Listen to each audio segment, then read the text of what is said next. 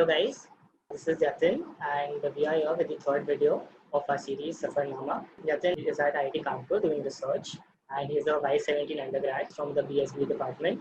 And here we'll learn about his inspiring story at 4 years of IIT Kanpur. So hi Yatin. Hi, Divyansh. Firstly, could you describe what is going in your life right now? Currently, I'm planning to join a PhD program. It's a joint PhD program between IIT Kanpur and University of Melbourne. And this position was offered to me by one of my professors. And the PhD would be in the field of virology and microscopic imaging. My project will also most likely be on the coronavirus. So that is my next step after my graduation. You are pursuing biological sciences and bioengineering. Have you always thought of pursuing biological sciences or did you have other plans in the initial days? So actually, from when I could remember that I had a goal in life, my goal was to become a scientist. I used to randomly wander about in school, and my class teacher nicknamed me the philosopher because I would always be curious about random things, and I'll keep on pestering her with questions. She had it in her mind that this guy was all about science, all about scientific discovery. So she nicknamed me the philosopher, and that is as far back as I can remember that I wanted to become a scientist. I also was very fond of biology because both of my parents are doctors. So I really enjoyed the discussions I had with them. And that is why I was very excited about biology. And I always used to get the highest marks in my class in biology. So I thought that, okay, I should then move on to research. But I still wanted to have a very wide spectrum of experiences. So I read about IIT and I thought that, okay, maybe this was the right direction to go forward. So I sat for JEE. I had the option of doing CSE at IIIT Delhi and at DTU. So most of the Delhi colleges, I had an option of doing CSE there, or I had the option of doing mechanical, chemical, or civil engineering in IIT Guwahati, IIT Roorkee, so these colleges, and biological sciences at IIT Kanpur. I knew that I was interested in biology and I watched the campus video of IIT Kanpur. I think most of the people who decide to join IIT Kanpur, they must have watched that campus tour. So I got very happy seeing that. I felt very pleasantly surprised that a college could have this much facilities. So I decided to join IIT Kanpur Biological Sciences. In the first year, when first year students come to IIT Kanpur, many of them think about changing the branch, moving to other branches. So did you also have motivation or did you think that you wanted to change the branch? I thought about that. I won't lie that I did not think about that as an option. But during the very first semester of the first year, I talked to some people, I talked to some seniors who had changed their branch from biological sciences to mathematics. And they were of the opinion that they asked me that, are you interested in biology? I said, yeah, I was always interested in biology. So they recommended me that I think you should stay in biological sciences. But even then, I was still not sure. I think no one is by the end of their first year. But actually, it could be a blessing in disguise. I did not get grades good enough that would give me a branch that I would be satisfied to change into. So it was a combination of me being lax because from the inside of my heart, I did not want to change my branch. And some of the situation turned out that way that I could not change my branch. Every student in IIT Kanpur faces some kind of challenges. So according to you, in the 4 years time, what challenges did you face? What rejections did you face in your campus? So I think the first major challenge is getting accustomed to the intellectual wealth that is all around you once the moment you enter IIT Kanpur. So usually people come from this background that they are school toppers and they have been topping in their coaching. I myself was in the top 10 of my coaching batch and always within the top 5 of my school. I felt intimidated by the people that were around me because I thought that they were able to manage their time so well. They had such a concrete understanding of concepts because mostly first year courses are a testament of how well you have learned in your coaching years. And I was particularly not confident about my physics and maths. I was still pretty comfortable with chemistry. I could do engineering drawing, but I ended up doing pretty badly in my engineering drawing exam as well. So I felt pretty intimidated because there were people that were regularly into sports. So they had joined their particular CPAs and they were good at them. And they were good at cultural activities. So some of them had joined dramatics. Some of them were into music club. And I did not have any of those talents, and I wasn't doing well in my courses as well because I was getting zero. I even got a negative in one of my first year exams. So it was a huge challenge, and I used to spend most of my time whiling away on my phone and being distracted by Facebook or by Clash of Clans, by Clash Royale, so all these games. So I did not put in any effort to improve my academics, and I got a 5.8 CPI in my first semester, and I ended up barely passing most of my courses. In engineering drawing, I was doing decently well, but what happened was that on the day of the mid-semester exam, I slept at 5:30, and my exam was supposed to be at 9:30, so I slept at 5:30, and my roommates had their exam before me. So they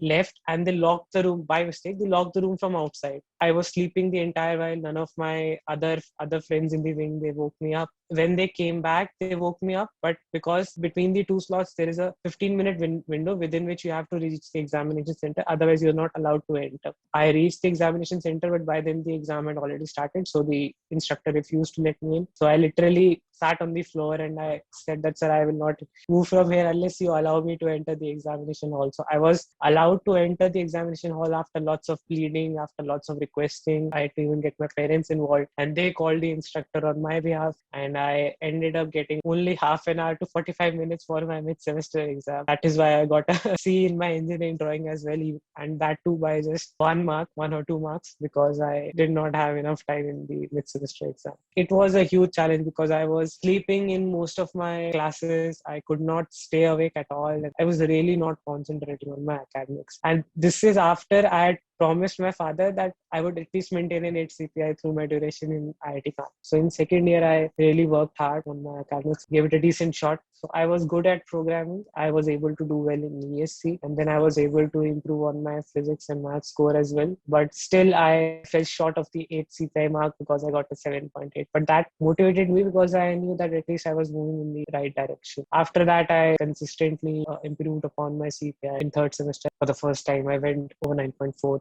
And then in the next 3 semesters, I maintained a perfect SPI. So eventually, towards the end of IIT Kanpur, I graduated with a CPI of 8.7. So I was pretty happy because I was able to effectively reverse the CPI that I had obtained in my first semester. So in the first semester, it was 5.8, but towards the end of IIT Kanpur, it was 8.7. So I felt pretty satisfied with that. Another challenge that I faced was the constant pressure when you see your peers getting lucrative internships and lucrative job opportunities, and you feel that you are not, especially for someone who is into research and who is looking for research internship opportunities or for higher studies opportunities. So what happens is that usually the results of your research internship application come much after the internship season. So most of my wingmates had got very high paying internships and at very lucrative places. So I felt pretty down during that period, but I convinced myself that everyone has their own journey and my time would come soon. So then I got a research internship opportunity at a place that I was happy with, so I could overcome that feeling. But that feeling came back to me during the placement season. During that period also, I convinced myself that, okay, this is what they wanted, but I'm not sure of what I want at this point of time. So that is why I'm taking some time off for myself and waiting for the right opportunity that excites me. So during both those periods, I had to push myself a lot. I had to self-motivate myself. I had to keep concentrating on my academics and then keep my mental health also,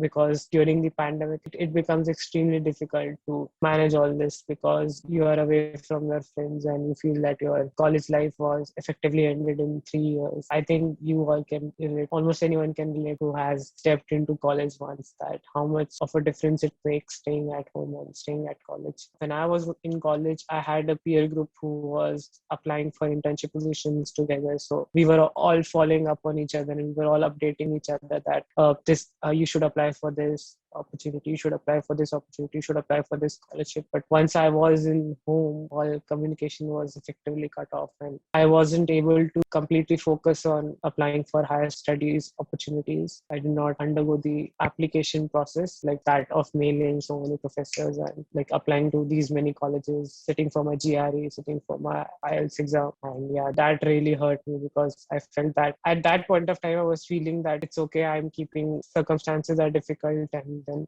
I can apply next year. But when the time comes when everyone is about to leave for their job or for their higher education, you feel a lot of regret that you did not give it your best shot. You did not apply wholeheartedly. I was lucky that I was able to get the joint PhD opportunity from my professor, and now I feel same. I do not feel jealous of other people's achievements, and I feel satisfied with how far I have come. And that's really inspiring. So like there are many other people who in the initial semesters they are not able to concentrate, they're not able to adapt to the college environment and they have a bad academic performance in the initial semesters. How did you cope up with that? It would be very hard on yourself and mentally you would maybe think that you were out of place and it's not for me. Like how did you deal with that? I would say that what you say is exactly true. You feel out of place. Also, you get influenced by your own JE ranks. You feel that others who have a better JE rank than you, they are probably smarter and they are probably much more in line with the concepts. So they have a better chance of performing well in the courses.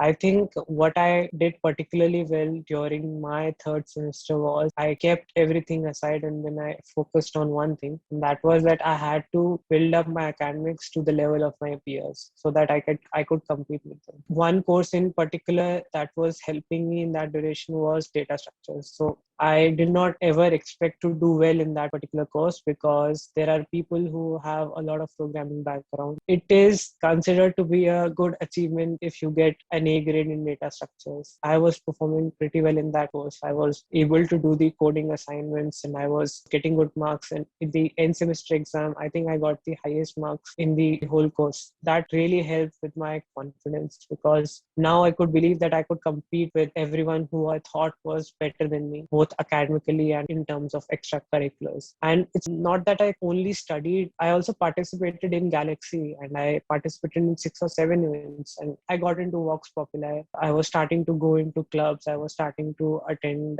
the fest that happens with Tech Kriti and Antragni. So I started exploring the campus. During the first year, I was completely closed down. I used to stay in my room or either go to the library. But by the third semester or fourth semester, I started exploring things. So I could do extracurriculars as well and then perform well in my academics as well. So that helped with my confidence because once you start managing your time well, you know that even if you start struggling in one particular subject, you can cover it up because you can shift your schedule in such a way that you can focus on that particular subject and you can give it more time. Once you start getting that first A grade, others start to come pretty easily. So another mistake that I used to do in my first year was that I used to get diverted a lot. I would try to mug up, try to remember unnecessary information, and I would not focus too much upon the underlying concepts. But in the third or fourth semester, I was able to identify the key concept from the text. I started to know exactly what professors want in their answers, and that helped me improve my academic.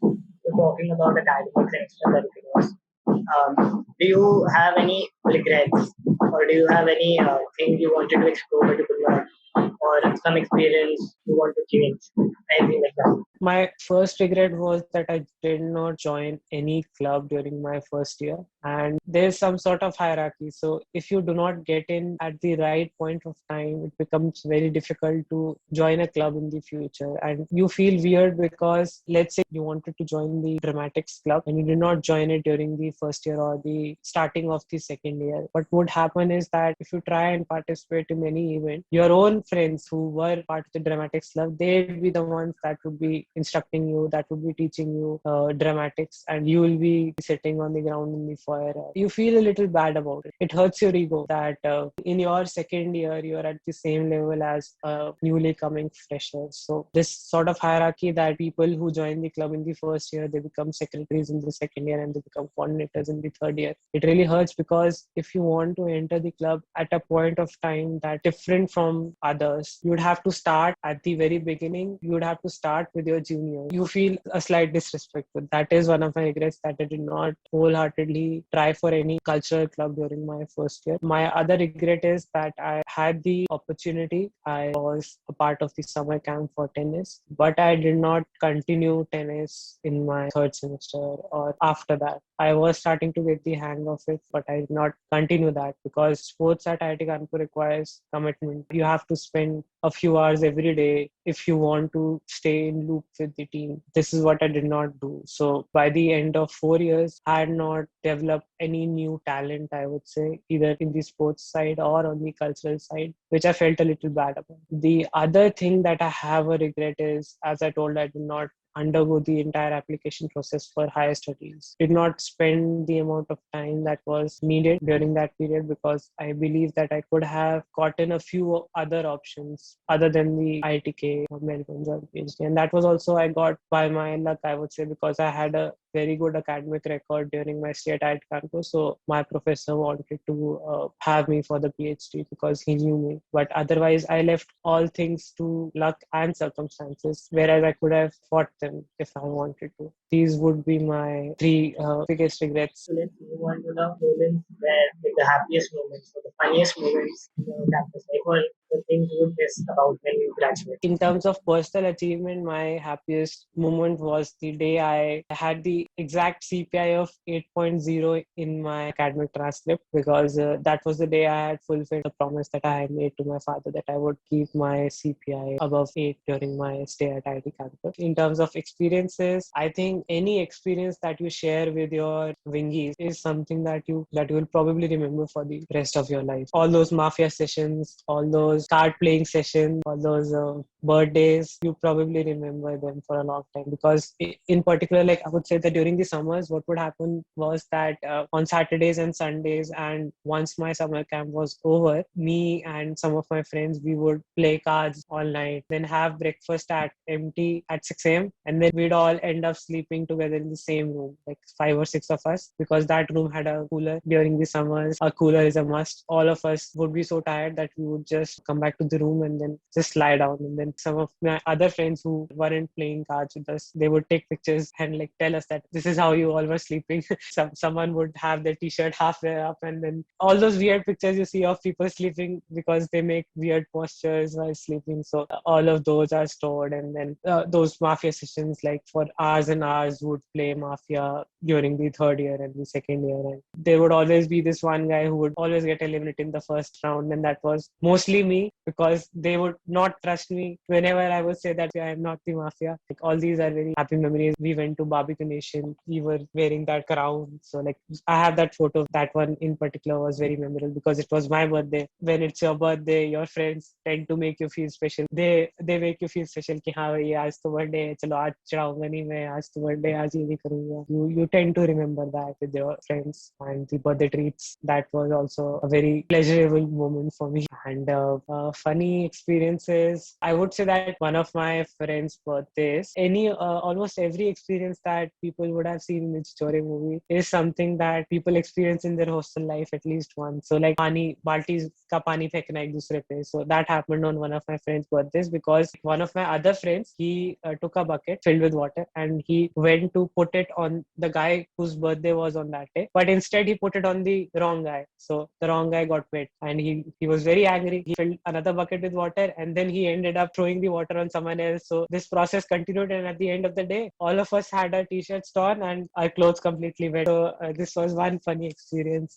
Usually most UPLs have some sort of funny element in it, because people have weird ways to handle the smacking that happens during birthdays. Some people would hide. The ones that hide, they get beaten up the most. So people only tried this for the first 2 years, but by the end of the second year, people knew that if they go to hide, they'll only get beaten up more. No one hoard after the second year. But this is all I can remember for now. Almost all of us are missing campus right now, and I'm hopeful that we see the campus. The campus was obviously very amazing, but in the online SEM, you spent like 1 year or more.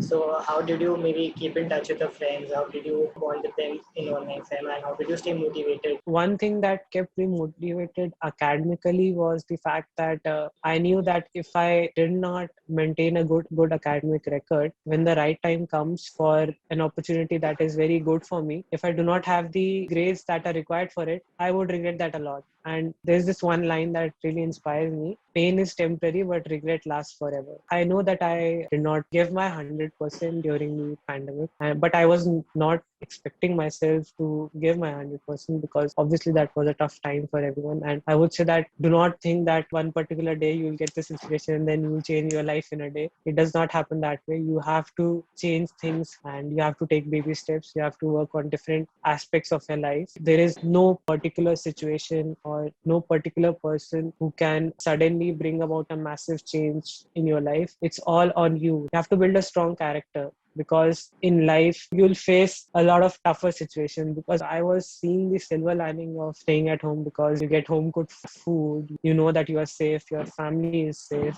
I had the good fortune that I did not lose any of my family members during the pandemic, so I felt slightly happy about that. I also made a lot of online friends during that period, so through Facebook or through other mediums, because I was connecting a lot during that period. So like once that period was over, I could see the silver lining in it, and I kept myself motivated because I thought that okay, it is almost a responsibility for me that I study well, because it is sort of a testament of my character and then how I can overcome difficult situations. Because once that period is over, I feel happy about the fact that even though the circumstances were tough, I was able to keep myself motivated, keep myself going, and focus on my academics. And with regards to my how I kept in touch with my friends, so we used to play Among Us together on the Discord server. That was a pretty regular thing for at least two to 3 months. We would at least once a week we'll play Among Us together. So it reminded us of the time we used to play Mafia. That was pretty good. And then we also would play Pictionary, Cerebral.io. So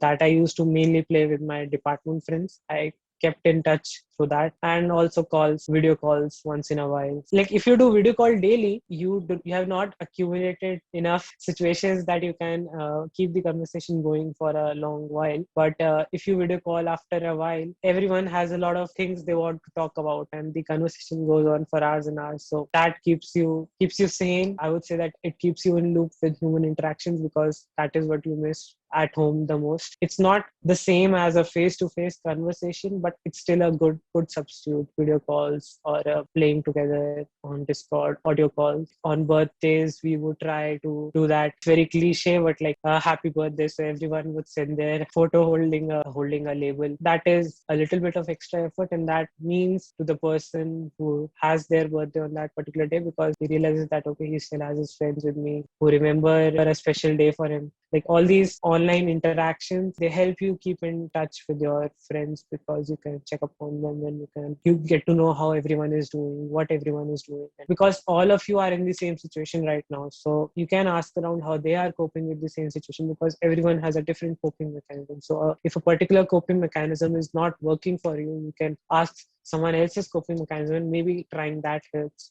So that was how I kept in touch with my friends during the pandemic period. And that is very important, because it serves as a vital distraction. Because most of our sadness, most of our feeling of low mood, it comes from overthinking. When we keep thinking about the situation we are in, and like we lost a valuable year or 2 years of our college life, if we tend to think about all these things, we tend to feel sad. But if we keep ourselves distracted either by our studies or either by these online interactions, we tend not to overthink and feel sad about the situation. We tend to accept it. We tend to get through it. So keep yourself distracted. You could even have a hobby that you like. So I developed cooking during that period. So that helped me a lot mentally. And I also was, because I was interested in neuroscience during that period, so I had joined a summer school for neuroscience, and I was working on having the right set of skills to do a project on neuroscience. So that kept me distracted during that period. That's really great. Like it's very difficult to be motivated in your life and like be in touch with your friends. And like your story is very inspiring. There are many people out there who must be thinking that what is my life going to happen? What's going to happen? I'm not doing very well, or I'm feeling out of place. After listening to your story, they would be determined that to work on your goals, don't give up, and like be motivated enough, and everything is going to come to you. Thank you, Yatin, for such a great time. We learned a lot. I really enjoyed listening to your story and the moments you spent at IT Kanpur. And I really wish that we all go soon and we all could witness it too. So thank you so much, Yatin. My pleasure.